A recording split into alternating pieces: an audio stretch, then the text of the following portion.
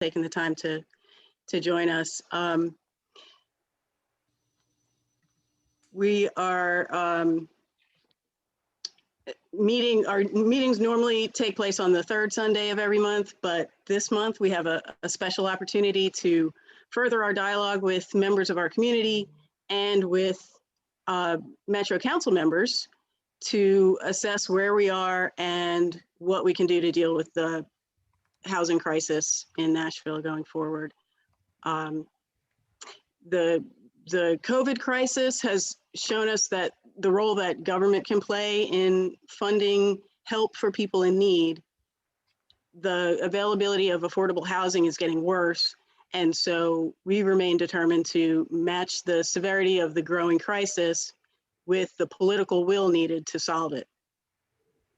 Today's meeting will be different from our usual format, and so I'm pleased to have Kay Bowers talk about our goals for this particular meeting. So Kay, please. Sure. Thank you, Monica. Thank so you. The purpose of what we're calling today a virtual dialogue is to, number one, hear firsthand from people who are on the ground, struggling, finding, and excuse me, keeping quality and affordable housing. Number two, we hope to learn from our Metro Council members what their views are on the work of the Mayor's Housing Task Force and what investments we as a government and a community need to make so that our citizens can have quality and affordable homes and strong neighborhoods. And then three, we want to understand where council and the mayor's office in particular is in the budget process. Where are we now? What's going on? What's going to happen in the future and when? And how we as advocates can influence the decisions made regarding where monies are allocated in Metro's budget. Just to note, we are abiding by the sunshine laws. We publicly noticed this event. This event is being recorded and a video will be available on YouTube. A request of you all, if you are new to our NOAA meetings, the task force meetings, we'd love for you to just introduce yourself in the chat and then tell us what neighborhood you are from, where you live in Nashville. We'd love to capture that information and then follow up with you afterwards and have a conversation. And Monica, I'll turn it over to you. Thank you. I should have mentioned that I'm Monica Rainey. I'm co-chair of this task force, and Kay Bowers is also acting as a co-chair as well. So thank you, Kay, for that. We're pleased to have Shirley Marks to lead us in a moment of reflection. Hi, good afternoon, everyone. There's a quote that I like that is from Facebook. And it says that when life gets hard, try to remember the life you complain about is only a dream to some people. And for some people in Nashville, Davidson County, affordable housing has become a dream. Now, housing that Nashvillians can afford is disappearing fast. With the tornado in 2020 and the onset of COVID-19, it has made an even bigger crisis for housing. Now, my personal experience with affordable housing crisis came when I worked as a therapist with the homeless families at the Salvation Army Transitional Housing Program.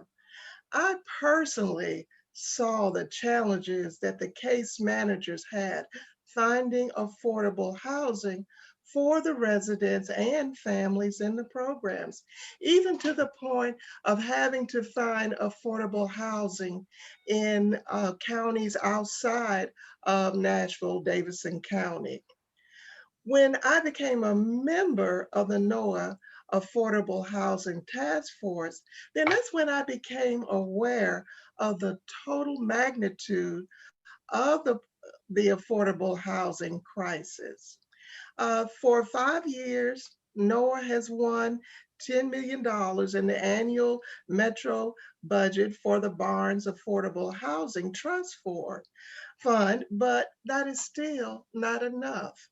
The Big Book of Alcoholics Anonymous has a line that says, when I stopped living in the problem and began living in the solution, the problem went away.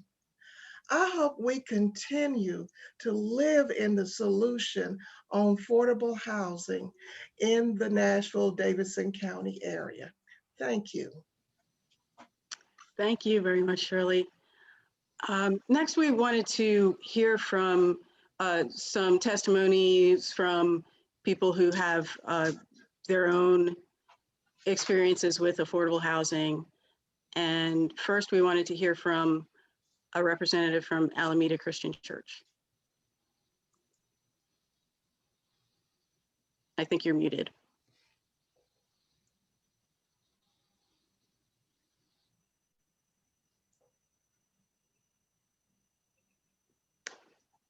Can you unmute? Yes. Ah, there you go. Good afternoon. I am Lily Wiggins, retired member of Nashville Community.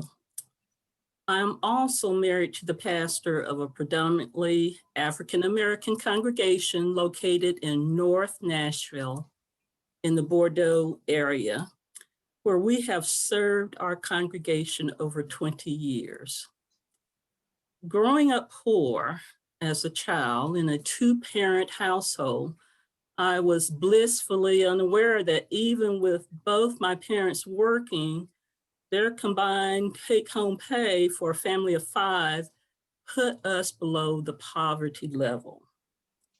I was unaware that we're any poorer than anybody else because we had a roof over our heads, food on the table, clothes on our back, and per my memory, did not seem to lack much.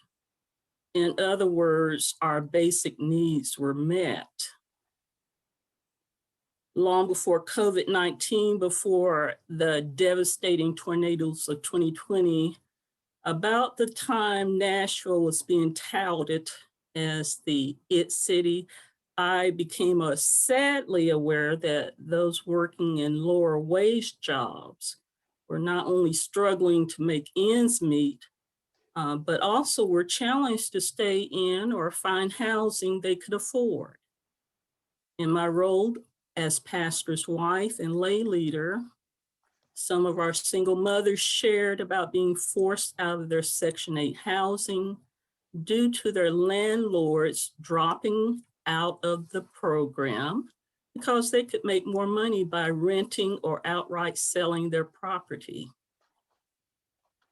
As housing became more costly and less available, they were eventually forced to migrate from Nashville to bedroom communities like Gallatin, Laverne, and Hendersonville to find housing, which led to them commuting back and forth into Nashville for employment. I come today to advocate for all those in this situation because finding affordable housing has worsened and it's not getting better. In fact, it's a crisis.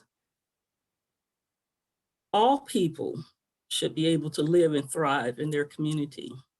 They should not have to live miles away from their jobs, their family, friends, and support systems, or have to cut into already limited income with increased costs of gas to fill their tanks driving back and forth. Housing is a basic need that needs to be addressed. I serve a justice God whose prophet Amos cries out to us to let justice roll down like waters and righteousness like an ever-flowing stream. Council, I call on you today to commit to allocating funds to the Barnes Affordable Housing Trust Fund.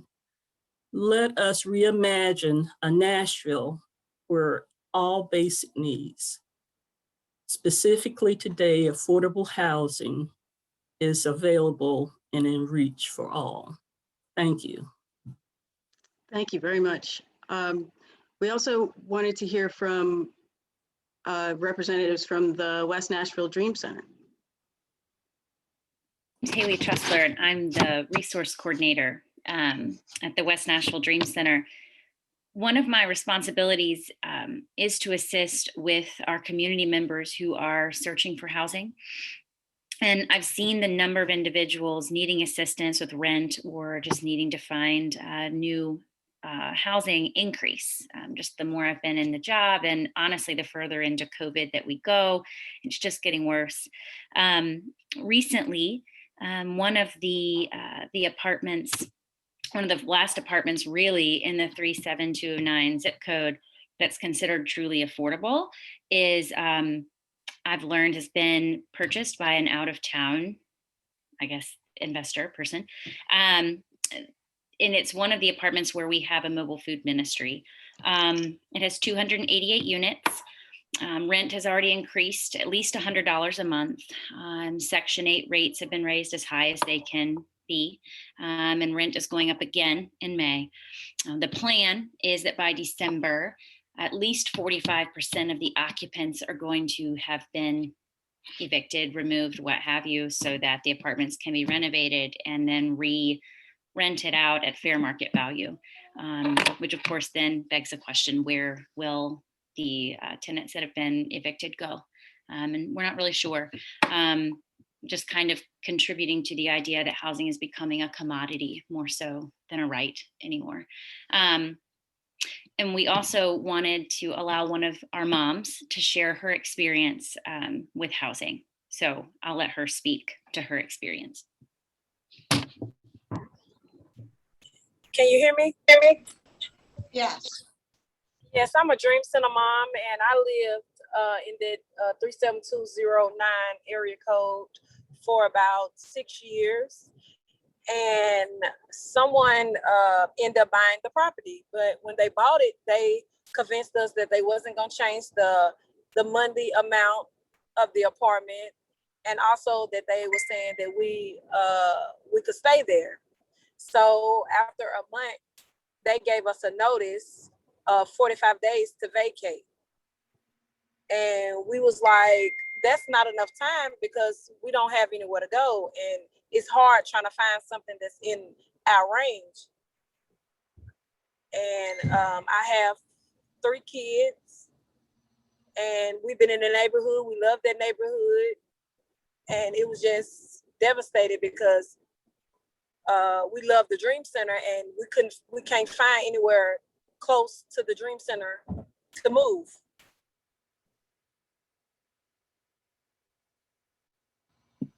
And additionally, just to add to that, her rent was increased. Was it $900? That was what you were being asked?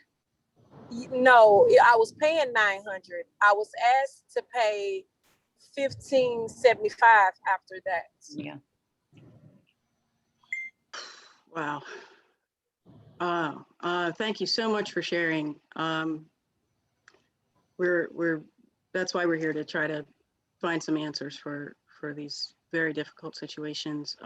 We had planned on our agenda, we had India Puntgardner was going to speak to us about her knowledge about the homeless, the challenges that homeless face. And unfortunately, she's not able to be with us today because she's on the ground helping people that have been dealing with the flooding that happened last night. And there were unfortunately 2 deaths that happened. And we are heartbroken that this has happened, and we're, which is why we're here today, to try to find solutions so that this kind of thing doesn't continue to happen. So with So she's done a lot of work with Open Table Nashville, and we're continuing to work with them on this issue. So our prayers go out to those people and the families affected by the flooding last night. We also we want to hear from a representative from the Tornado Recovery Connection. So if you could. Good afternoon, everyone. I'm Suara Robinson. So I began as a disaster case manager, and then I've moved into a role as a housing specialist because we kind of wanted to concentrate our forces. So I get to hear just different specific concerns from each case manager. So I'll share just 2 experiences. So we have one client. She's lived in the 37076 zip code area. When the March tornadoes happened, she had 48 hours to evacuate, and her family, they were told they were insured by renter's insurance. But then when they got to the fine print, they found that their personal belongings were not covered. So this left them 48 hours to evacuate, and their personal items, their furniture, clothing, everything was completely destroyed. So since then, she and her spouse have been displaced since March 2020. They have lived in a tailgate behind a friend's place. And they've been turned down by numerous landlords because they do not meet the 3 times the monthly rent income requirement. And they are both on Social Security and disabled. And we have been working diligently just to find more options for them besides MDHA and Habitat for, we know that we have a lot of different competitive and long wait lists with that. So we're trying to find them, just different resources. So that's just one issue with one client. Another client is a tornado survivor as well. She is a mother of 4, and she's also legally visually impaired. This family was displaced for a few months and living with family members following the March 2020 tornado. She was eventually able to move to an apartment in the 37208 area. And then just within 3 weeks after she moved in, the apartment building along with the one across the street was sold to a company, and the rent increased $250. Now, luckily, one of our case managers has been working with that landlord to try to keep her client's rent at that same rate for the time being until she's able to move her out and find her an affordable place to live, some affordable housing. But that's just the current situation that we're in right now, increasing rent. So I believe her rent was $800, and now, of course, it's jumped up to $1,050. And then might I add that, we have this increase in rent, but the living conditions aren't the best. The upkeep of the property is not the safest, and it's not the cleanest. So these are just a couple of challenges that we have our tornado survivors facing as far as housing is concerned. I'm also going to jump in real quick. Thank you so much for that, Tara. I work with Tara as well as a disaster case manager with the Tornado Recovery Connection. And I've also had a lot of challenges with clients I've been working with, folks who were able to afford where they were because the rent they'd been living there for 15 years, but now that they had to move out, and when repairs are made, landlords often use that as an opportunity to increase rent. And so it's been very, very challenging for us to do our tornado recovery work, which is why we had to have Tara transition to becoming a housing specialist. We needed a somebody focused just on that because it was such a challenge for us to actually get to recovery. And here we are more than a year past the actual tornado, and we're still struggling to get people into long-term affordable options that are still in the neighborhood where they want to stay. And I've had clients that have had to move out of where they used to be, and they are somewhere else now. And that's not what they would have wanted. They would have preferred to stay where they were, but just the economics of the way things are now. So I wanted to share one specific testimony that one of my clients wrote to share with you all. She has the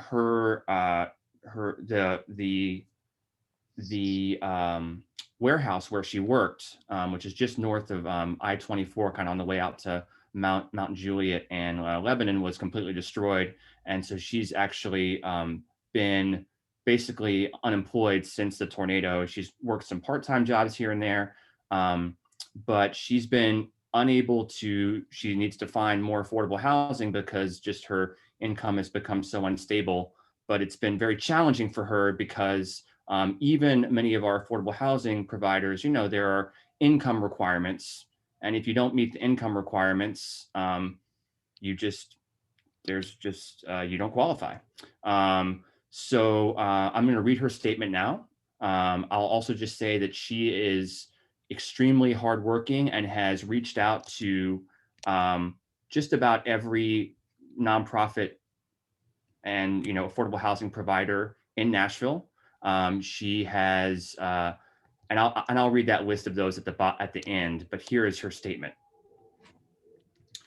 My name is Sonia. Currently, I live in Nashville, Tennessee. I would like to take the time to express my concerns over the housing crisis in this great city. For the past year, I have faced several struggles. My income was directly impacted by the tornado and COVID-19 in March 2020. Personally, I have faced hardships with the lack of food, so I have depended on food pantries and soup kitchens. There are times that I do not have enough money to put gas in my tank or have enough money for an unexpected car repair.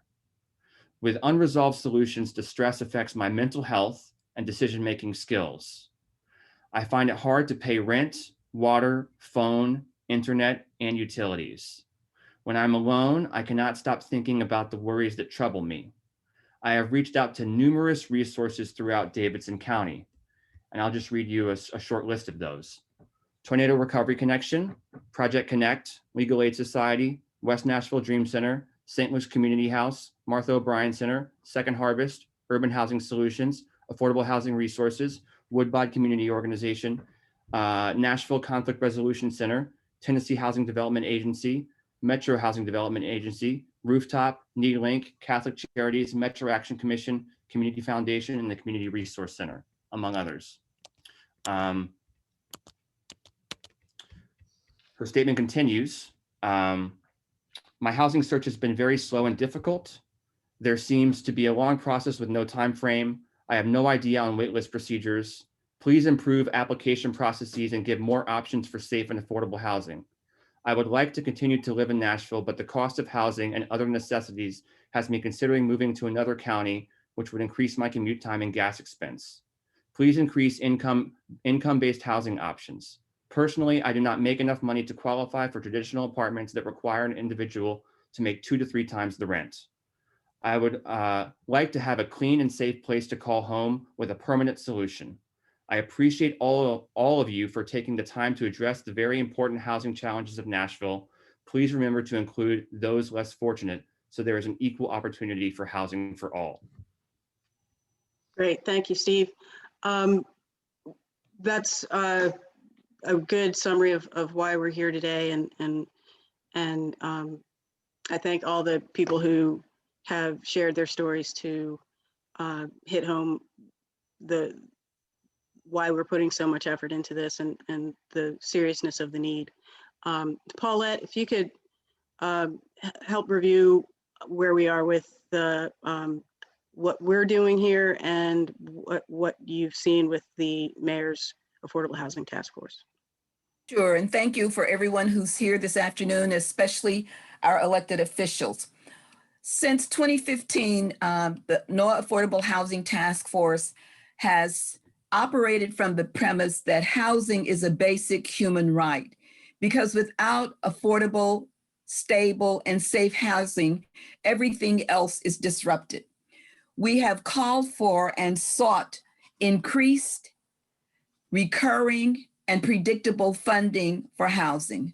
We have also advocated for a comprehensive plan, approach, and strategy to housing, with metrics, with goals, and with accountability, and obviously with transparency. We have also called for an office or department of housing that is basically civil service. The reason for that is we have worked with Mayor Megan Barry, Briley, and now Cooper. And every time there's a new administration, there's some modification or some adjustment into how housing is approached. We have also asked these three things of Mayor Cooper in our October 2020 meeting with him.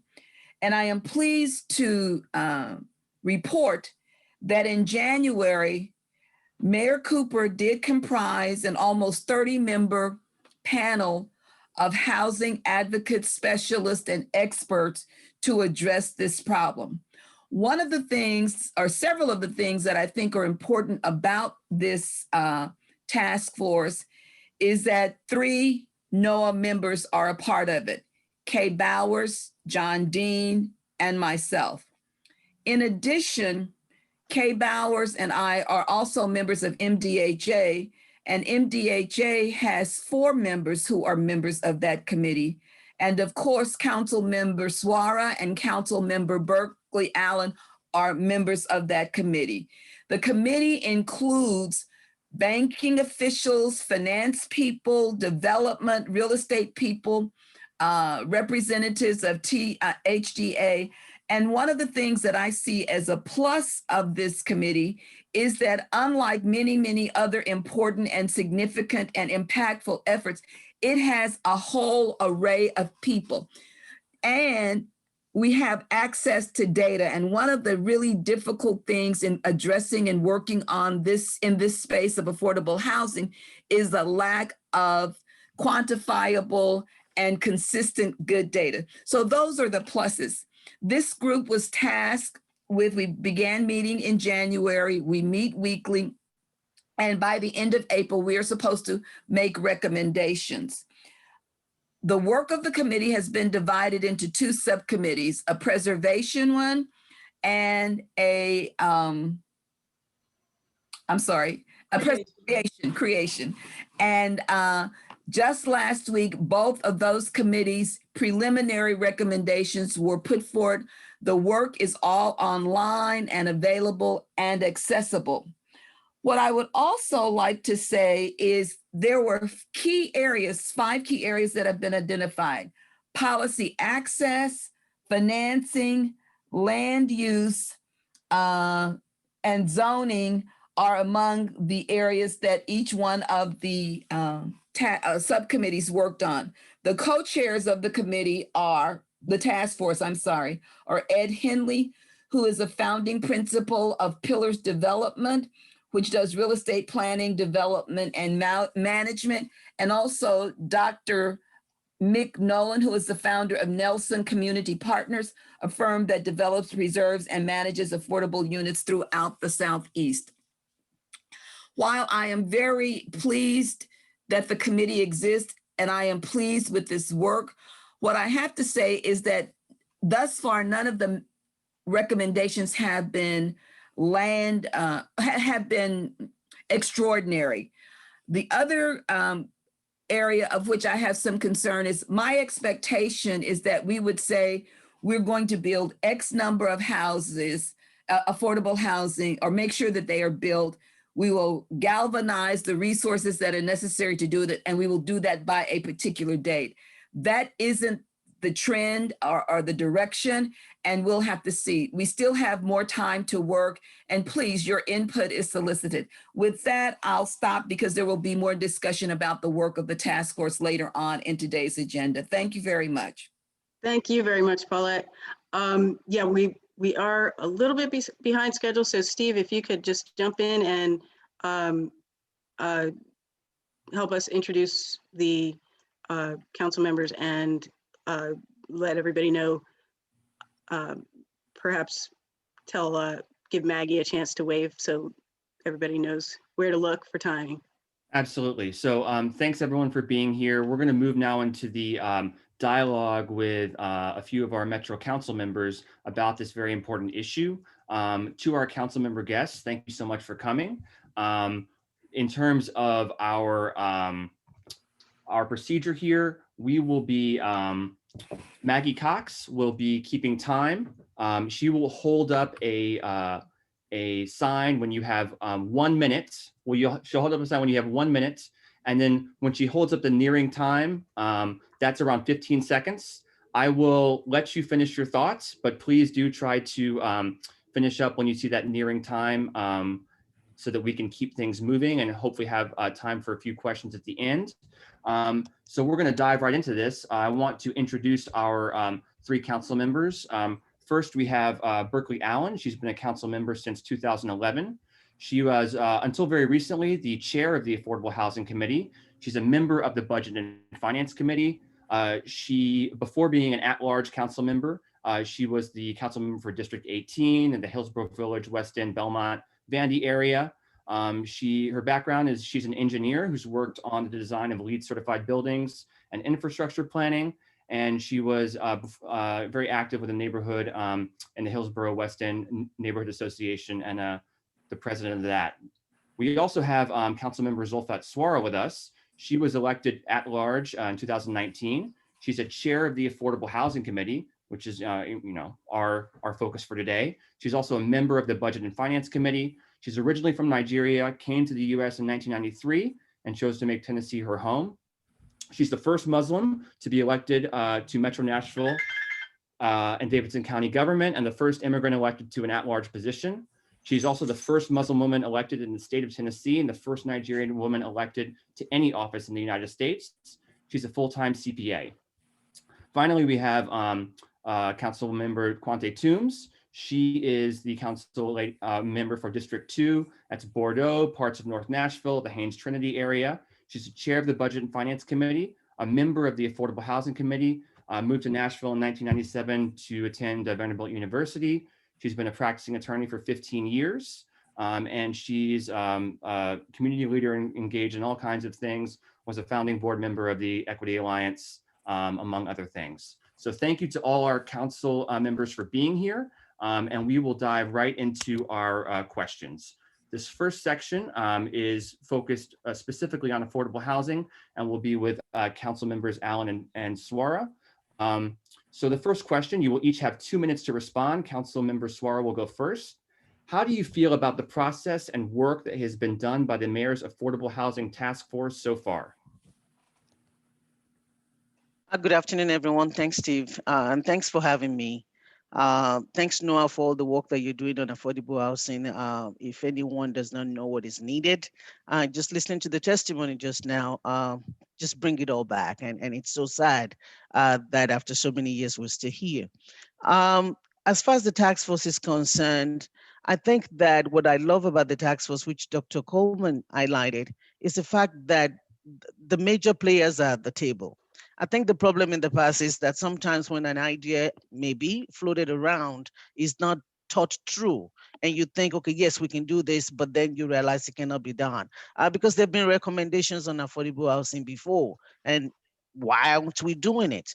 And so what I like about this task force is that there's so many people at the table, Noah and everyone represented, that bring all the nuances and the other lenses to look at whatever is being presented and what needs to be done. Yes, the recommendation is not solidified yet. We haven't presented them yet, but as we continue to look at it, what I look at is the ability for us to be able to make sure that whatever come out of this task force is going to be one that will be practical. From day one, this is not just recommendation just to have a list, but it's going to be who is going to be responsible, who is accountable, and the funding behind it. I'm glad that it has a creation component, but I also like the preservation. Because when we're talking about people losing their homes, people that are already in affordable apartment, but now have to pay 700 extra, I think that's just mind-boggling. So how do we make sure that we preserve what we have so that people are not displaced. That's a very big part of what the task force is doing. I'm trying to move so I can see the time. And so the task force is doing a lot, and I'm glad for this conversation. And I think that the onus will be on the recommendation that we put forward, and I think it will be a good one. Thank you. Thank you so much. Councilmember Allen. Thank you, and thank you so much for the opportunity to be here. As both Dr. Coleman and Councilmember Suara have said, this is the most amazing collection of people who know how to make affordable housing happen. That, you know, if this group can just get what we think is important onto a list and then get the political will behind it to make it happen, they know how to do this. What we continue to come back to is that many of the things that we need to do require funding, and that will be the challenging part of it, is figuring out how we can leverage federal dollars, which I think is more likely now than it has been in the past. So I'm excited to have a group available to put together options for that.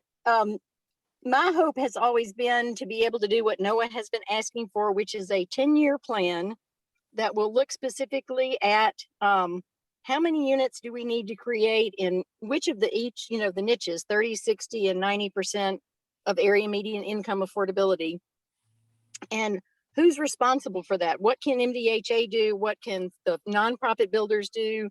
What can Habitat for Humanity do? What can the for-profit builders do? And, you know, what incentives can we create to make it possible for them? Right now, the focus that we've heard repeatedly in our charge is to look at things that are attainable in 1 to 2 to 3 years. And I think that really is important to know what the quick wins are. And I'm hopeful that we will be able to get those lined up and to have a specific plan on moving forward with those, but to also say, we know how big the whole problem is, and we believe that it can be solved in a period of 10 years. And here are the other steps that we need to take beyond those first 3 years. So I'm hopeful that we'll come up with a 10-year plan and that we will get the mayor's office committed and obligated to create the housing scorecard that we passed legislation on 2 years ago and have yet to see published yet, so that we have the metrics and the accountability that Dr. Coleman talked about. So it's an amazing power team. I think if we are allowed to just put what these people know on paper and then get the will behind it, that we can really make a significant dent in this problem. Fantastic. Thank you so much. Our next question is, what do you think needs to happen after the task force presents its recommendations to the mayor on April 15th in order to move from recommendations to the concrete action that's so sorely needed? Again, 2 minutes each. This time, Councilmember Allen, you'll go first. Great. So there's several components that Dr. Coleman mentioned that we've been focusing on: access, policy, finance, land use, and zoning. And all 5 of those can both be obstacles and also tools to make this happen. So with regard to policy, we simply have to pass whatever legislation is necessary. I think there are some tax abatements that the council could pass if we have the political will to do that, and the support from the community. NOAA is great at providing that kind of support. That would simply say future tax revenue from this multifamily property can be used to help make up the difference in rent between market rent and what the tenants are able to pay. That's a policy change that we need to make. From the finance end of it, as we've continued to say, we've got to know that $10 million that NOAA expects, that the Barnes Housing Fund expects to get every year can be depended on, won't be impounded, and that is absolutely going to be there. And then look at, is there a dedicated source of funding that we can assign to that, which is really important. Other things are less in the council's hand, and I think, again, are areas where NOAA can be really helpful. Land use and zoning require the community's support. And interestingly, so many people support housing affordability in the abstract until you try to put something on their street and it means it may require more density than what is there. And people will will say, yes, we support the affordable housing piece of this, but we don't want the density because it will increase traffic on our street, and therefore we're not going to support this project. So we've somehow got to continue to educate the community that the people who need this housing are their children and their children's teachers and their perhaps even their elders. And that also then comes back around to when zoning changes are needed. So I think we can put whatever we want to in our recommendations, but until we get the funding and community support for specific projects behind it, those will be obstacles that we've also got to overcome. Thank you. Thank you. That's obviously something where NOAA and our other advocacy organizations can really help. Councilmember Suara, the same question, please. Thank you. I think Councilmember Allen talked about a whole lot of it. I'll just add that, you cannot do affordable housing without funds. And so the first thing is that since the mayor convened this task force and the budget season is on us, making sure that the money is in the budget. I mean, that's the very first step. The other part of it, the part that the council could do, is that there are policy items that will come out of the recommendation that would need council to act. And so council members, the Affordable Housing Committee, and the rest of the county council being ready to pass those policies will be a great one as well. The other thing is that one of the things that the task forces also talk about is access. Access is very broad. And so how do people know that these resources are out there? How do people know where to go to when they do need help? And I think that no matter what you put out there, if people are not using it and people don't know about it, then you still have this. And so making sure that we get the word out, making sure that organization like NOAA and everyone get it out to say, this is the resources, this is what is down there, this is how to access it, so that people can actually be aware that it's there and people can make use of it. I think those are the things that I would like to see happen. I'm going to come back to the state. I think that I hope that we all are ready to also contact the state with all that we need. We need power at the state level. When we talk policy, there's so many that we want to do. There's some that we've done, but we get preempted. And so we need to start planning as part of that strategic 10-year plan, is that how do we get the state behind some of these things so that we can actually put it into place. So thank you. Right. Thanks very much.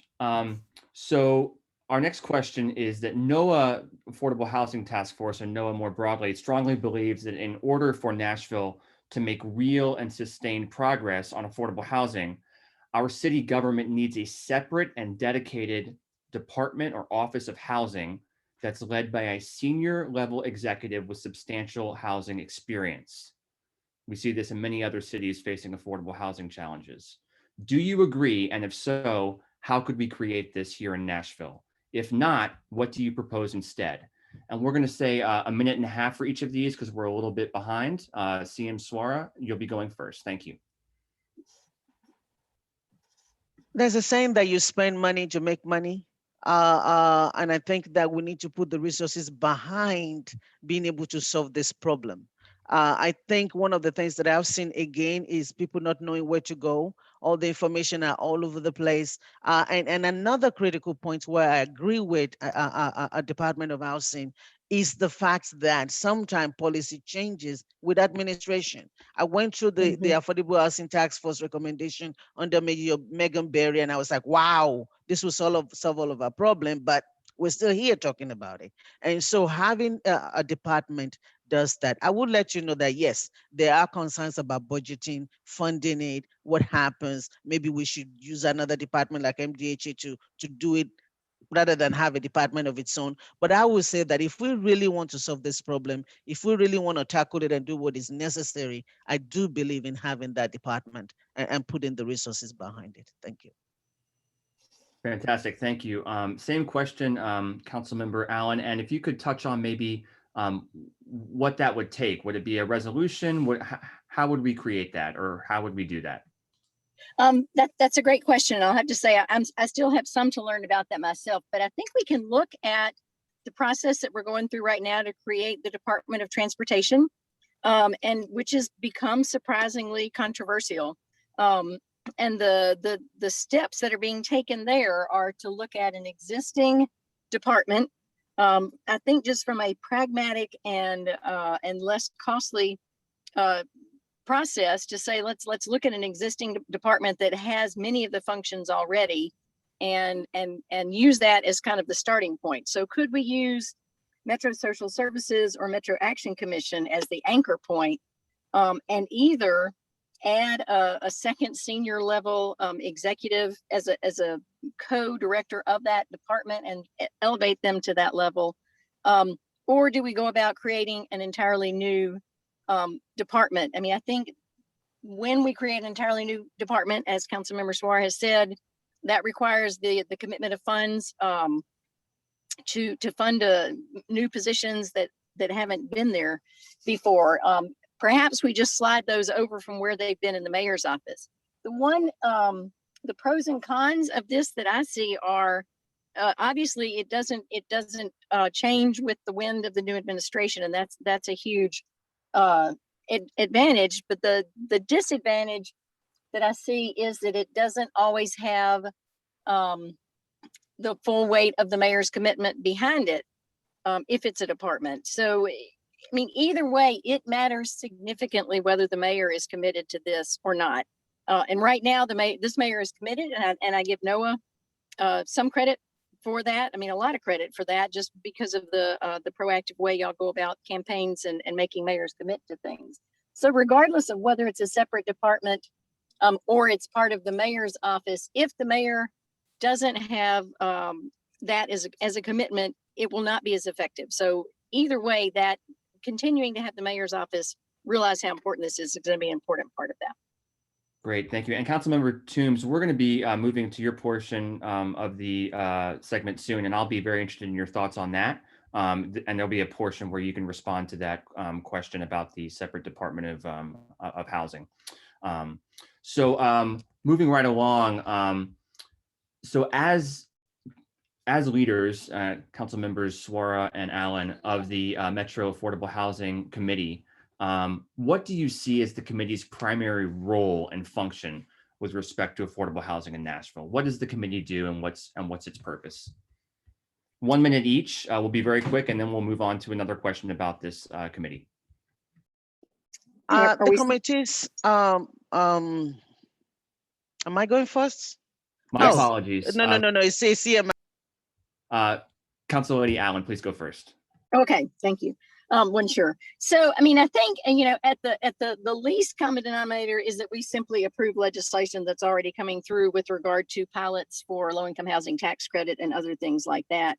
When we are doing our work well, I think that we are being proactive to work both with the recommendations from the task force and from anything else that housing advocates have suggested might be a useful tool to try to proactively create those tools. We spent some time this year working on rental protections. As Councilmember Suara pointed out, the state has not been helpful in supporting those.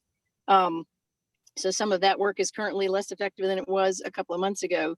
And we're also working on creating more tax incentives that may be useful. So I think we serve that function, and we serve the function to continue to pressure the mayor's office through for the Barnes Fund and other means that they have to continue to look for ways to create housing. So both our legislation and our advocating for the mayor's office to be more proactive. Thank you. Councilmember Suara, same question. If you have anything to add. That's it. I mean, policy and advocacy, that's the primary function, and making sure that anything, because our job is to make sure that we codify things that people have to follow. And so, yes, that's it. I don't want to take more time. Thank you. So our last question in this section that's really focused on the Housing Committee before we move on to Budget and Finance, where Council Member Tooms is the chair, is how could the Affordable Housing Committee play a role in establishing this strategic direction and goal for affordable housing in Nashville?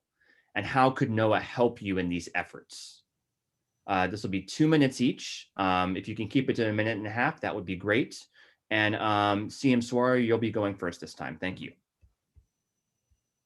Thank you. I think I'll start with the part where Noah can help, because as many of you know that we don't have staff as council members. And so getting the council together to form a strategic plan will just take time, and it will be talking. And then, but if there is a strategic plan put together, either by this task force or Noah, I think this committee plays a big role. Rather than just looking at bills that are coming through the pipeline to us, we've been doing a lot of work in the last couple of years since I've been there, a year or two, where we actually bring people to come and talk to the Affordable Housing Committee, where we're being proactive in looking down the pipeline, what needs to happen, not just approve the pilots.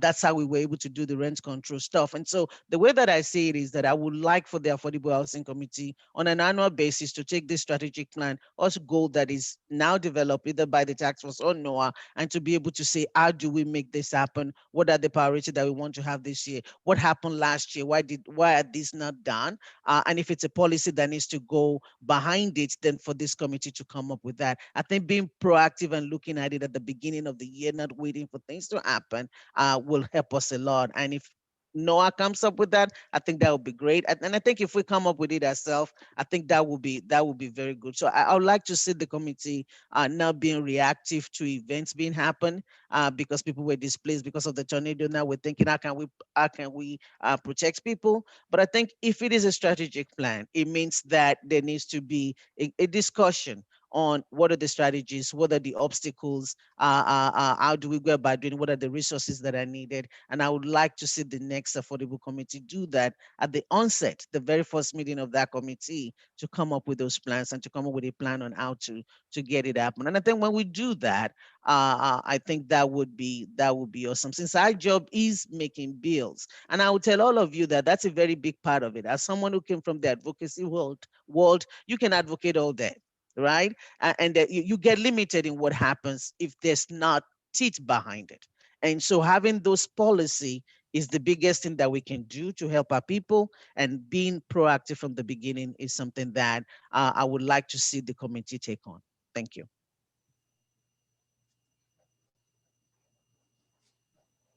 Thank you very much. Councilmember Allen, same question to you.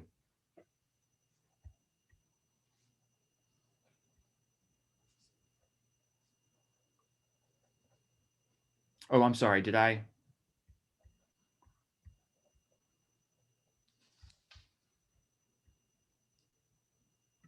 Sorry, I had some technical difficulties. Could you repeat the question?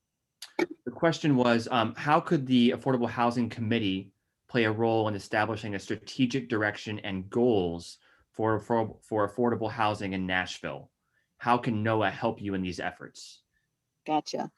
So I think Councilmember Suara lays out a really great plan of at the beginning coming up, either latching on to specific policies or changes that have been created by the task force or by NOAA or by Urban Housing Solutions, Affordable Housing, all those nonprofit guys have specific things that they need that they come to us with. So I think that's an important piece of it.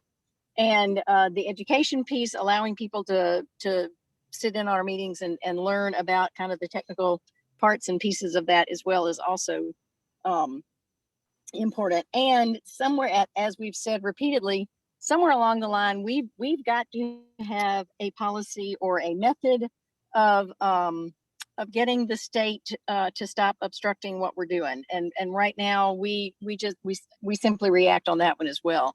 And I think, Noah, if you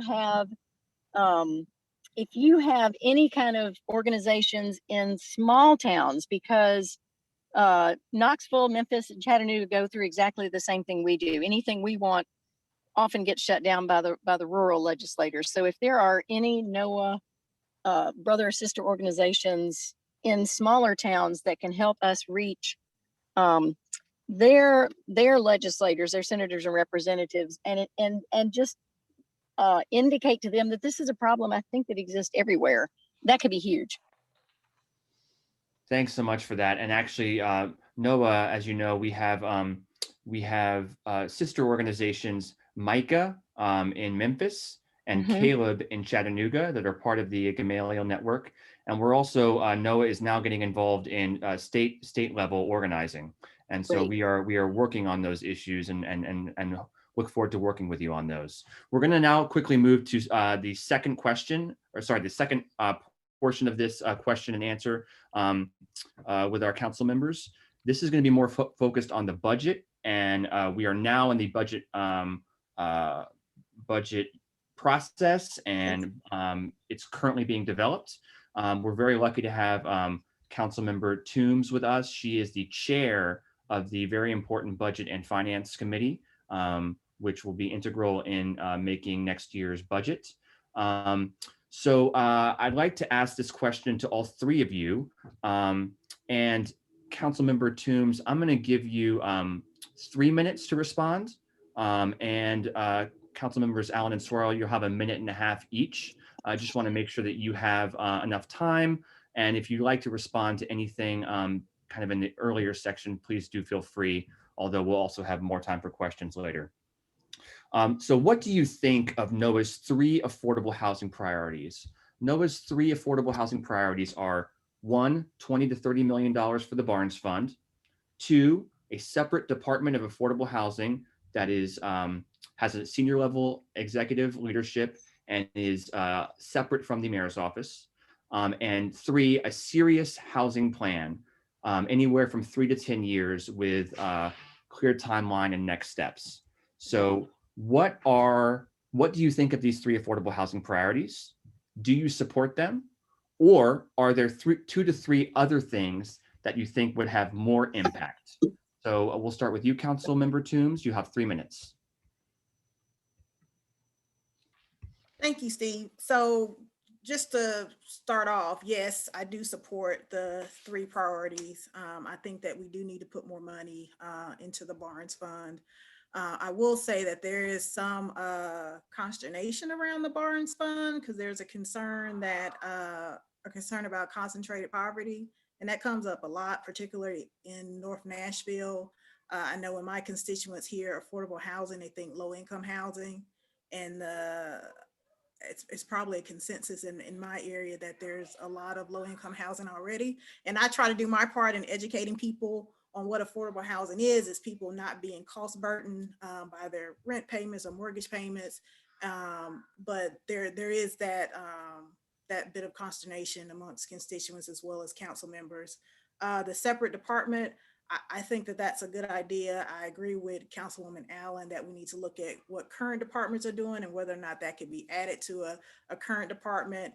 We do have departments that we've created by ordinance, the Arts Commission, as well as the Human Relations Commission. So perhaps there could be a Affordable Housing Commission, but there would have to be funding attached to that so that they can continue to exist. As far as the long-term plan, I think that that's key.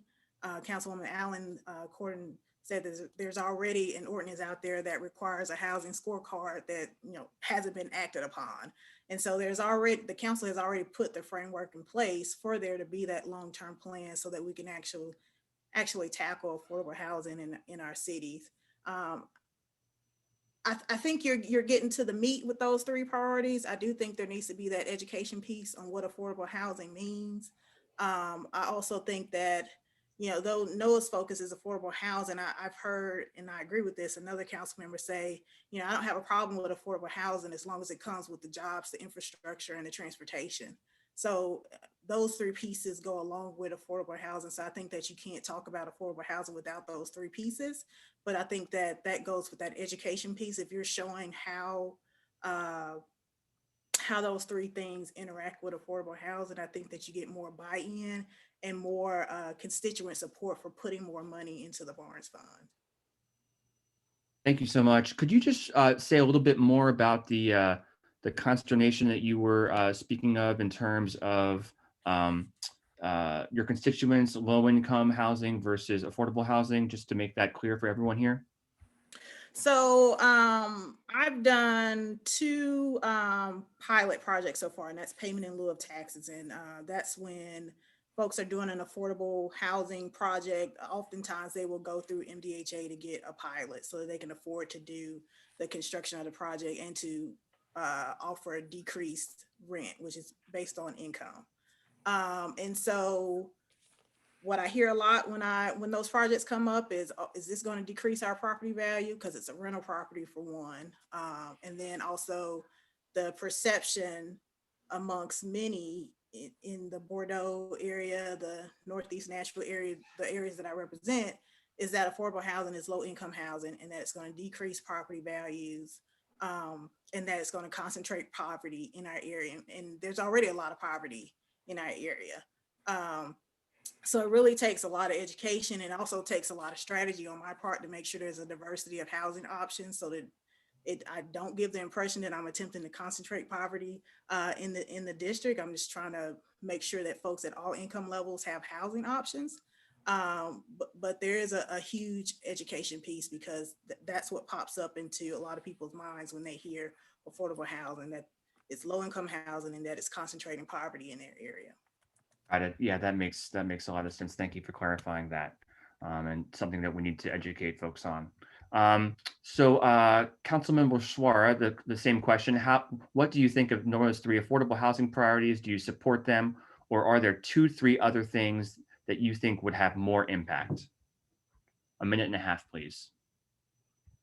Thank you. I don't want to repeat what my colleague said. I do support them as well.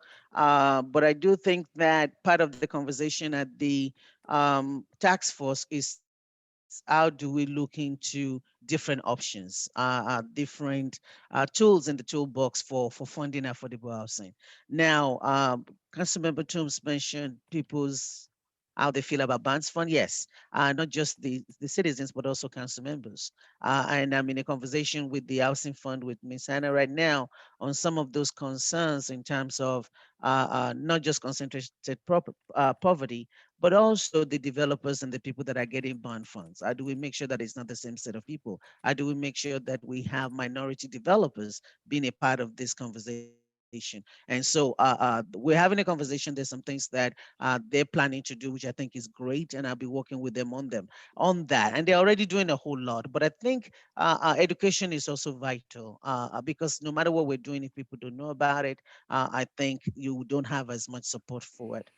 So having different options, we're looking at other types of funding, even in the tax fund. I just suggested looking at the IDB as a place to go for funding, as a partnership to do this. So there's so many things coming up in the pipeline, and I don't want to go into what the committee will be recommending, but everything that we're talking about here deals with all these 3 items, and I think that we will be getting some things done. We will be getting some things done. And I just want to wait until that committee have the full, because I think we may be talking about things here. I want to wait on the task force has the full recommendation. Everything that you're talking about is what we're talking about. Every obstacles, everything. So all of this is being done. But I want us to have the benefit of having everybody look at the pros and cons, come up with what is our best idea to do. I like the 2 to 3 year plan. I like the strategic plan and long term, but the people are hurting right now and people need help right now. And so the things that we can do right now is what I want us to be able to talk about. And that's what I hope the task force will be able to provide in the next couple of weeks. So thank you. Thank you very much. Councilmember Allen, same question to you. Thanks. I mean, I think a lot of the key pieces have been covered. IDB is Industrial Development Board, for people that didn't see the chat, and they're one of several entities that can give tax abatements, because state law requires everyone pays taxes except MDHA, the Industrial Development Board, and the Health and Education Board. So those are possible groups we can be working with for tax abatements. And the reason to be looking at that as a tool is that the Barnes Fund has been amazingly effective at leveraging the dollars that the city puts in. Sometimes it's 6-to-1 ratio. Often it is creating home ownership, which is great and something we don't do enough of. We're learning how to use it for rental as well. And I think there are other tools in addition to the Barnes Fund that do require funding from either funding from Metro or foregoing taxes. So I would love to see NOAA push hard for additional funding for the Barnes Fund, and for a dedicated source of funding that we can depend on, but also to push for funding for other options that fill in other niches, because we've got both rental and home ownership, and we've got people at different income levels. And as I've said earlier, different entities are good at filling those different niches, and the funding comes from different places. And NOAA's support for all those types of fundings, in addition to just the Barnes Fund, is really important. Thank you so much. Our next question is specifically to Councilmember Tooms, given her position as chair of the Budget and Finance Committee. Could you please give the task force a brief outline of the Metro Nashville budget process and kind of highlight where we currently are in that process with a mind to how we can influence it? Sure. And Mike, can you put up that? And you'll have 4 minutes for this section. Okay. So currently the mayor's office is meeting with the different departments to talk about what their budget requests are. And I'll post the link in the chat for anyone who's interested in looking at what the different departments' requests are. And so those meetings should end the 1st of April. So this week, man. Okay. So those meetings should end this week. And so once all that information is gathered, there's an idea of what the expenses are related to just departments. And then you have your centralized expenses that, you know, is more central to the mayor's office and what he identifies as the needs. So I will be talking to the mayor now, because again, once he gets all of that information from the departments and has talked to them and walked through their budgets, there's going to be, he's going to have an idea of what that portion of the total budget looks like. And he's going to work on that next piece, which is what are the administrative expenses. And there should be a budget projection from the finance director by then. And so you really want to be in the mayor's head as he's thinking about how to fill the remainder of the budget. And his budget is due to the council by May 1st. Once the budget gets to the council, there are some key dates, and the budget calendar for council is coming out this week. So the council will have its own budget hearings. We'll talk to not all 53 departments, but to probably about 20 to 30 of them. The budget committee, not just the budget committee, but council members have the opportunity to submit a wish list, which is things that they want to see in the budget. When you put those lists together, you also have to identify funding for the items on your wish list. So you want to talk to your district council person or any council person that you have a relationship with or wish to establish a relationship with, your council members at large. So that, you know, if affordable housing is your priority, you want that to be on their list, that there be more money put into the Barnes Fund. Because part of that centralized budget item that's not related to a particular department is the Barnes Fund. Is part of that portion of the budget. There'll be the public hearing, which tentatively is scheduled for the first meeting in June. So that's your opportunity to let the council know what you think about the budget, what you think should go in the budget. And there also are several work sessions scheduled for the budget. Oftentimes the budget chair has a substitute budget, which tweaks the mayor's budget some. And so that's another opportunity to, again, talk to those council members, talk to the folks on budget and finance, talk to the at-large council members, again, just getting in their head, letting them know that affordable housing is a priority so that they can push forward. The council has to pass its budget by June 30th. If it does not, then the mayor's budget automatically becomes the budget for the fiscal year. I will say that once the budget comes over to the council, there's not a lot that typically changes.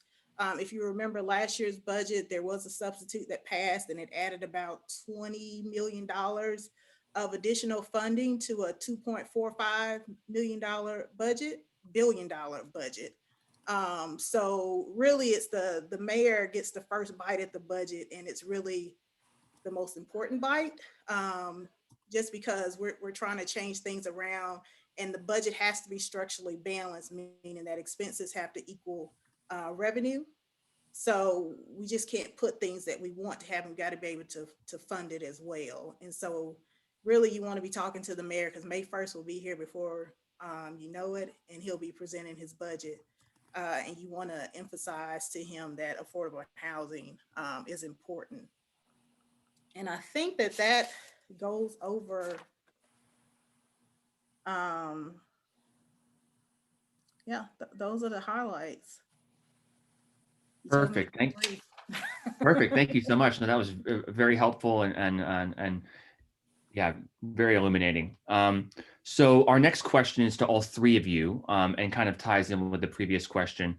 How can affordable housing advocates best achieve our priorities in the budget, and who should we be talking to and when? And we just kind of got to that a little bit, but if you have any more tips or ideas of specific people or ways to approach this issue, we would very much welcome those. So each of you will have 1.5 minutes, and we will start with Councilmember Allen.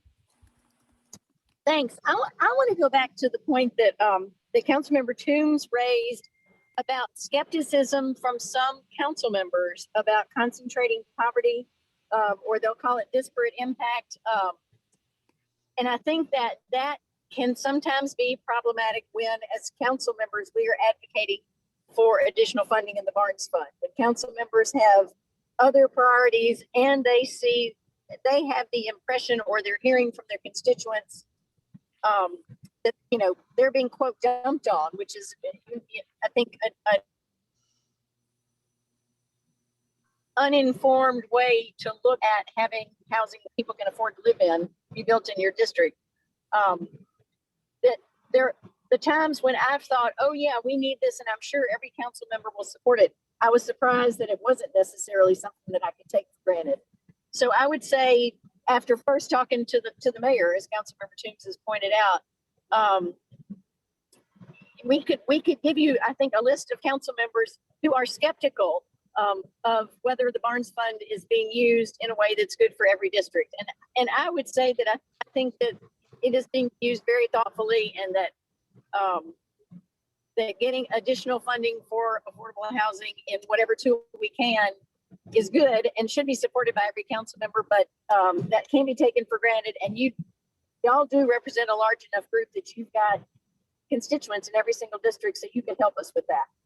And that would be my number one ask. Thank you. That's very, very helpful. Councilmember Suara.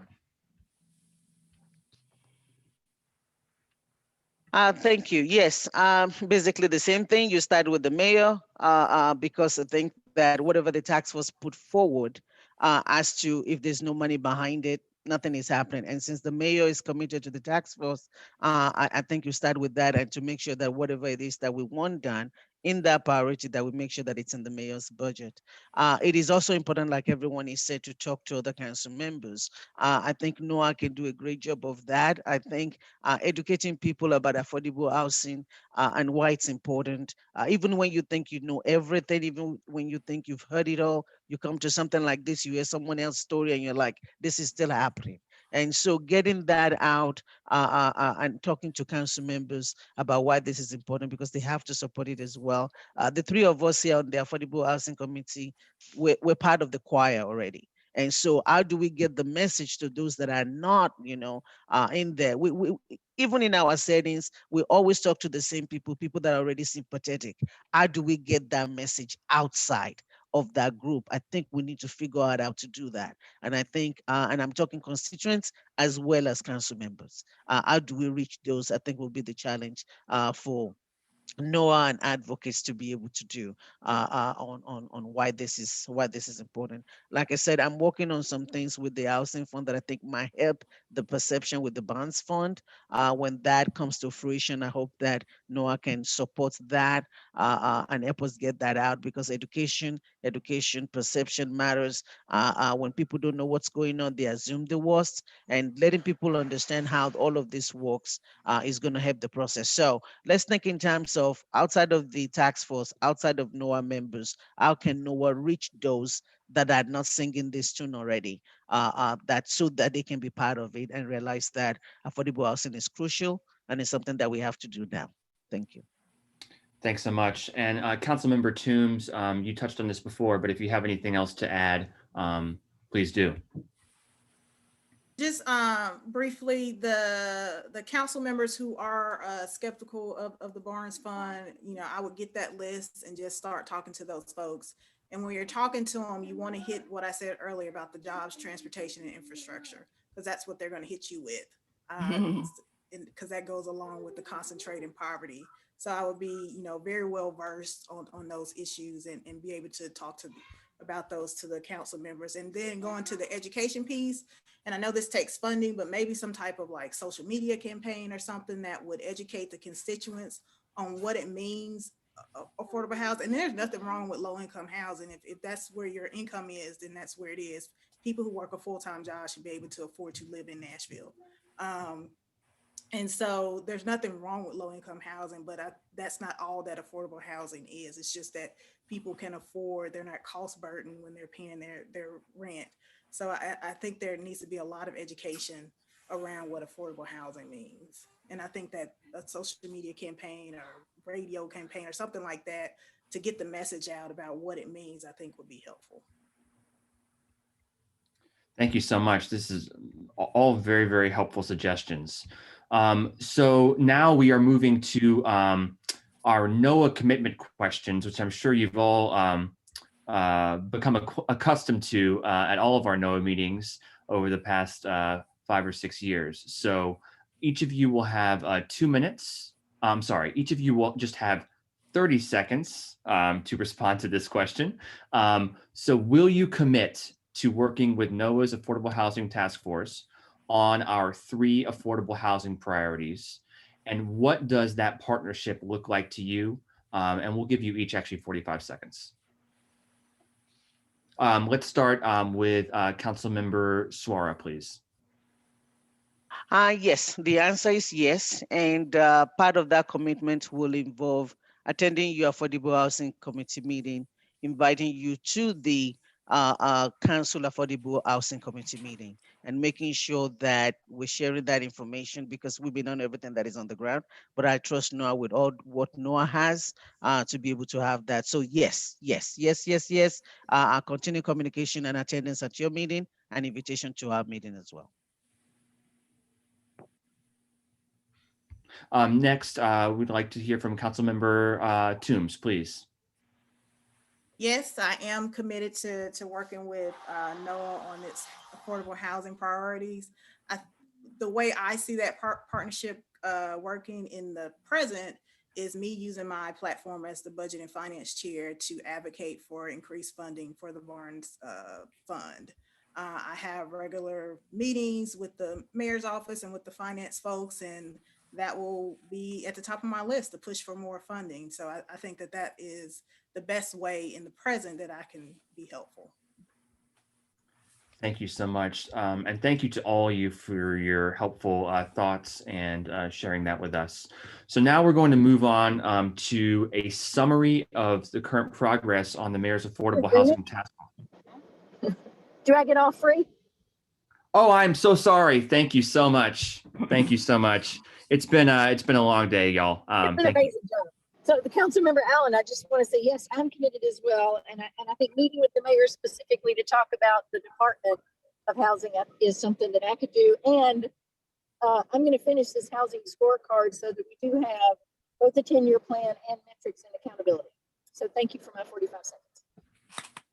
Thank you, Councilmember Allen, and please accept my my apologies for that. So we are now going to move on quickly to a quick summary of the Affordable Housing Task Force, the Mayor's Affordable Housing Task Force, with one of its members, John Dean. Thanks, Steve. Hey, everybody. Paulette did a fantastic job of sort of walking you through what the Mayor's Affordable Housing Task Force is doing and the progress that's being made. So I'm not going to repeat that.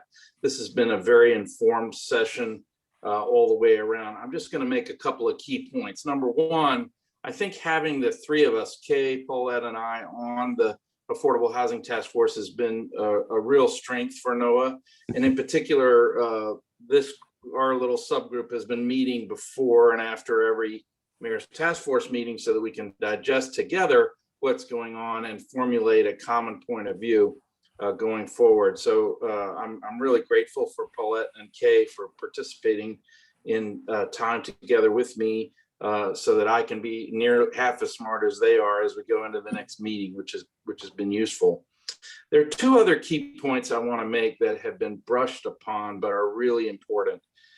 There's going to be a tendency to defer, deflect, or otherwise put off dealing with the central issue that is getting in the way of Nashville affordable housing. And that is that our state legislature's preemption of inclusionary zoning, rent control laws, and steering away dedicated funding to other priorities. And it's just going to be really important if we're going to get to where we need to go, that we not let go of that issue, recognizing full well that we're not going to get a solution to that this year. It's going to be a multi-year strategy. But we need the mayor in partnership with NOAA and other stakeholders across the state of Tennessee in order to attack those problems. And then finally, I'd say this, the danger in this activity that we're undertaking here is that we'll have a lot of meetings and a lot of conversation and a lot of us talking to each other about the progress that we're making and all of that. But at the end of the day, we're not being bold. And so when it comes to what Councilwoman Suara says, the money behind it, I just want to piggyback on her comments that we need to be bold about what we're asking for. This is a very prosperous city. It's encountered some financial challenges of late, but those are being overcome as COVID progresses and we overcome it. It's my prediction that Nashville is going to be on fire again from an economic development point of view. We can afford to be a model in the nation for how to deal with affordable housing. And we need to expect that of ourselves, our city leaders, our real estate developers, and everyone else, that we are going to be a city where we tackle this problem as well as it's being tackled anywhere. So I just leave those thoughts with you, and thank you for the privilege of representing NOAA at the Mayor's Affordable Housing Task Force. Thank you so much, John. And before we close out, we're going to hear from Elaine Smith, as NOAA has been holding one-on-one meetings with members of the Mayor's Task Force to try to get our message to them. So Elaine, if you could please share what we've learned so far. Yes, sure. And can you hear me? Yes. I can hear you loud and clear.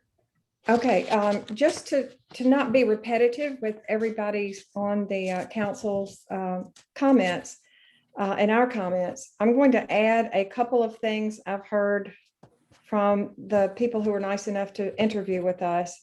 And one is that this exchange of ideas has been, we can't underestimate how important it's been for people to give their time from these civic positions to come into these task force meetings. And we need to come out of this knowing that affordable housing will be a civic commitment. And it is our opportunity to up our game. If we haven't had this opportunity with such a wide task force in all these administrations, that we need to really take advantage of the announcement that's going to come at the end of April or whenever the task force report comes out. And in addition to increased resources and community education and a scorecard and private partnerships and the courage to get into bond financing, which we've not seemed to be able to have. Someone suggested that Metro could be more active in assuring its contractors pay a living wage, something we haven't really approached, but we need to have living wages being paid to people so that they can afford housing. And the possibility we link the homelessness with the housing in a mayor's office, maybe if it gets moved sideways. We need to have this consistent money and flexibility in the Barnes Fund. The two things that came up the most were the funding's not consistent and the cycles are not flexible enough to be taking opportunity, and that more could be done to provide infrastructure support for the Barnes grantees. That's a lot for them to an obstacle. We need to solve the time lag for the developers who are trying to build affordable housing and they are not competitive because of their time lag which goes into the zoning and the system, the process. We need accountability from all the people who are assigned to be a active participant in these goals and a cross-sector approach. And, you know, I'll just end with saying it, thanks to everybody who helped, but we need to make sure that particularly, I mean, in Nashville, like everyone has said, a 2-income family making minimum wage, how can we support them to have a house here? I mean, are these people really going to be left out or not? And maybe from what we've heard, we can get more involved in an education campaign and let the mayor know that. Thank you so much, Elaine. Thanks for sharing that. So we have reached the end of our kind of public facing and public dialogue with our council members. If you're part of the NOAA Affordable Housing Task Force, please do stay on. But I want to thank, and NOAA and the Affordable Housing Task Force want to thank our 3 council members for participating today and for being such great partners and such strong advocates for affordable housing and for all of these issues related to equity and social justice here in Nashville. You are truly great partners, and we're grateful for your help and your wisdom, and really appreciate your help. We are committed to dealing with this issue, and we want to really light the fire under our community to see that, you know, Nashville has had a tornado, we've had the COVID pandemic, the bombing, and now we just recently had a horrible flood, all of these disasters. But the one that's kind of simmering at the bottom is the affordable housing disaster that we've seen, and that is really the invisible pandemic. We've seen that Nashville can step up and deal with the COVID crisis. We can get out millions of dollars to help people when they really need it. This is a crisis too, and we need to treat it with the same level of urgency that we see with the COVID pandemic and others. So thank you, and we will be in touch. And just a reminder to everyone else to please stay on this meeting. We will be finishing up as soon as possible. Thank you, council members. Thank you.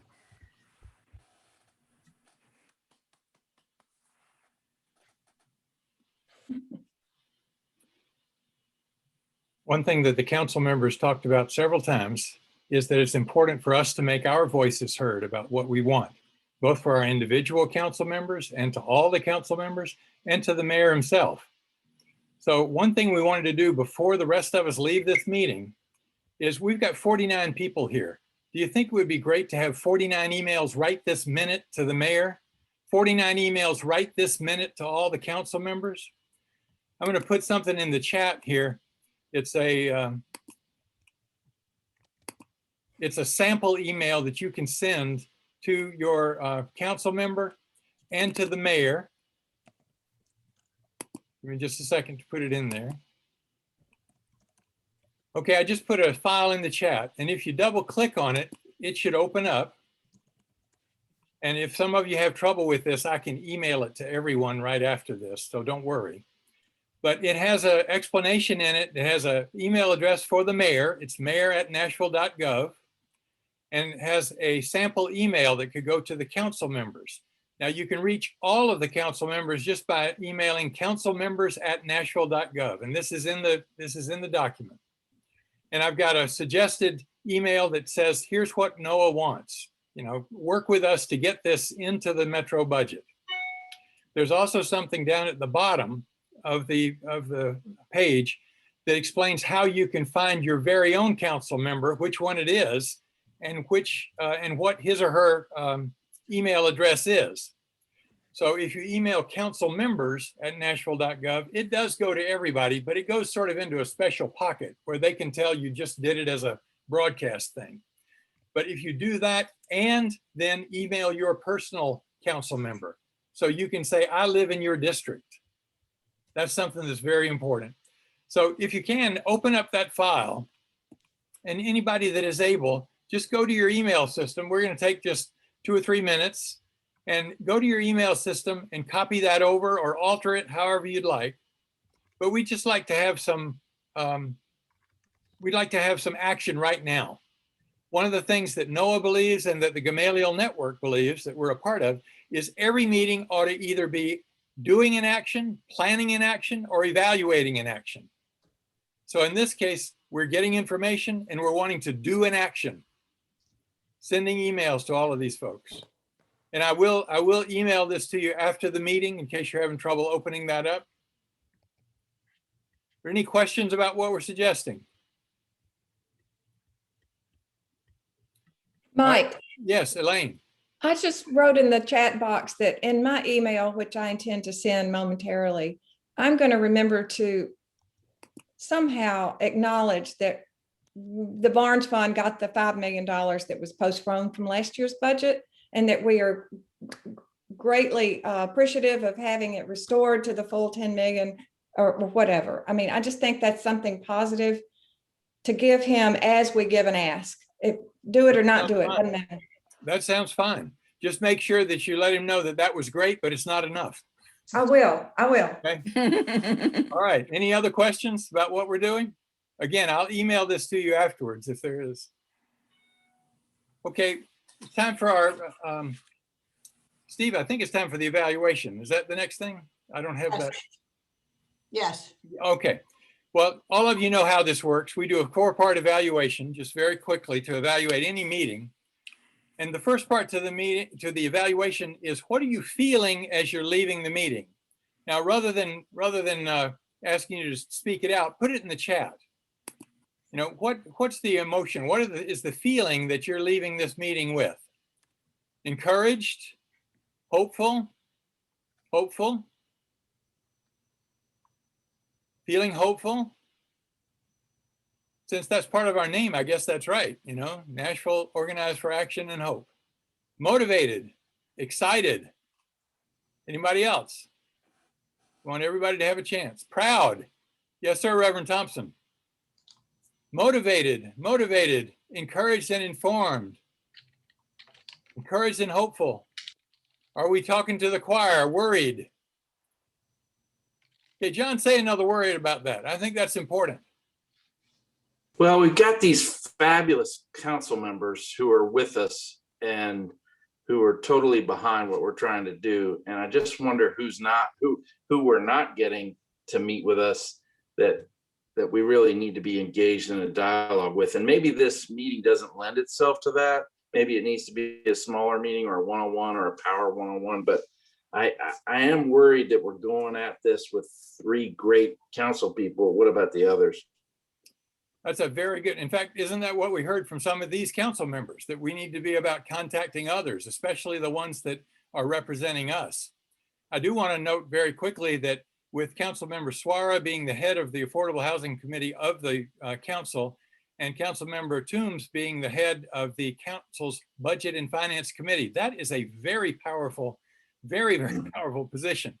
And she made a commitment to us to start talking to the mayor right now about affordable housing. So that's moving in the right direction, but John's exactly right. We don't need to be satisfied with talking to the choir. Let's see, anybody else? Hopeful, got a lot of hopefuls, committed. All right, and Winnie Farser is already starting to strategize. She has some District 1 NOAA members who could engage Councilmember Hall, and maybe some clergy could help there too. The second part of the evaluation is simply, how did this meeting work? Did we start on time? Are we ending on time? I can make that part easy. We've run over time. But what did you feel like you got out of this meeting? You know, in terms of our performance, what did we get from this meeting? Just put something in the chat. What did we get from the meeting? Beautifully curated. Okay, well planned. This was a good meeting.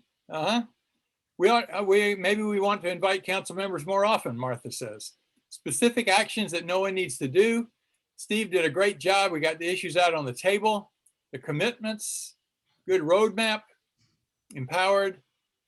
Did it feel like a good balance? We had some good stories in there, as well as more technical stuff, strategy, direction, Anything else that you feel we got from it? Okay, Steve, you've got your fan club here. That's good. Support. Okay, okay.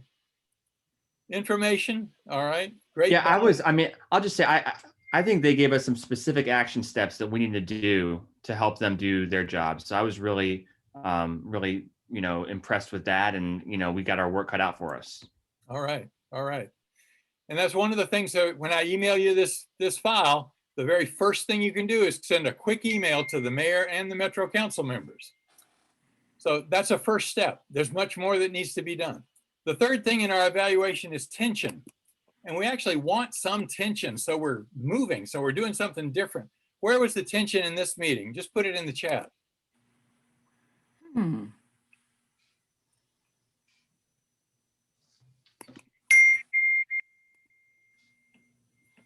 There was some tension around time. You're right, Regina. We got behind and we were trying to catch up. You're exactly right.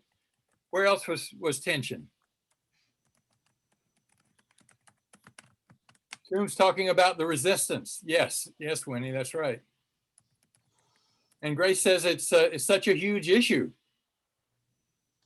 Time and community resistance to affordable housing. The reminder that there is resistance to the whole idea of affordable housing. That's right.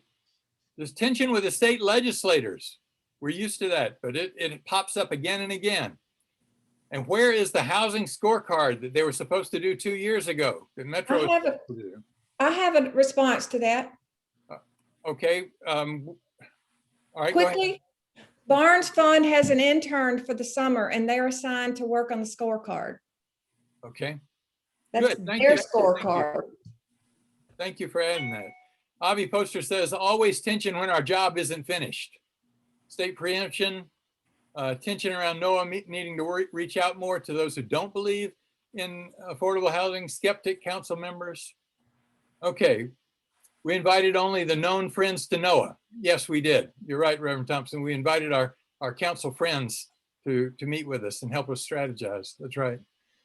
The fourth thing in our evaluation is that political learning that we always talk about. And that just means, where are we in our work in the city? And I was thinking about this and I realized this is such an overwhelming problem sometimes. You heard the stories in the beginning. You've heard people talking about, well, it's hard to get anything done because the state legislature. We've just heard that there are some people that don't want affordable housing. They're misunderstanding what it is. Sometimes that feels overwhelming.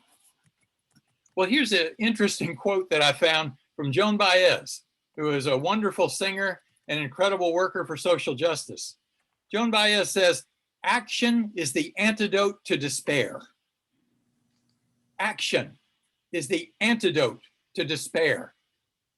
So when we despair, find that particular action that we can take. We can make an email right now. We can meet with a council member later. There are actions that we can take so that we are not stuck in despair. Well, that's the political learning. Monica or Kay, do you want to dismiss us? Yes, I haven't.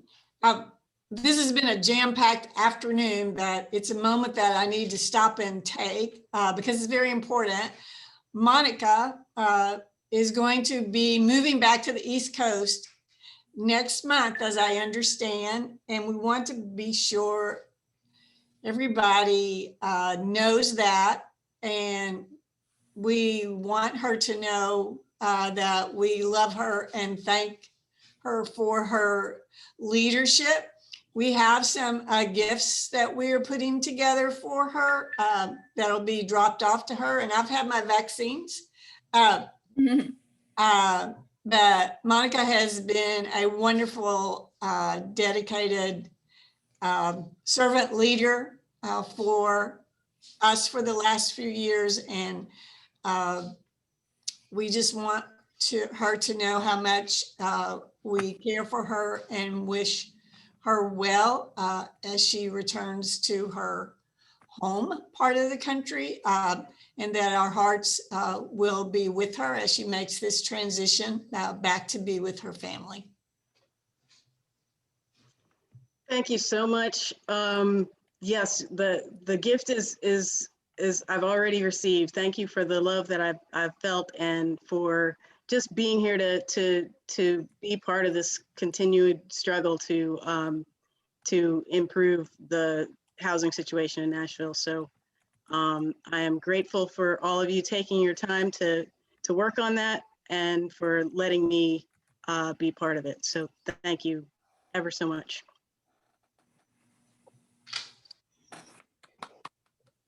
And I'll see you next month. We got it for maybe a few more weeks. Okay.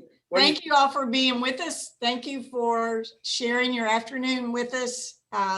Please keep those that were affected from the floods and the waters and who are struggling right now in your thoughts and in your prayers, and especially our young whippersnapper, that's what I call her, India, who's on the ground working in very difficult circumstances, helping people recover and get into a safe place.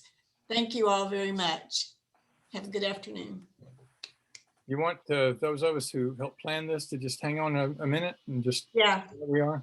So Steve and Maggie and Lily. And Shirley. Yes. And Haley. Susie, yep. Okay.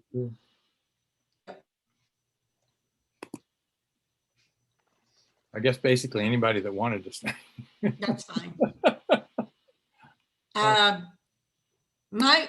My thinking is, it seems to me like we need an hour to debrief. I tried to take notes as we went along of those items that would be action items that were pressing, Steve, like Councilmember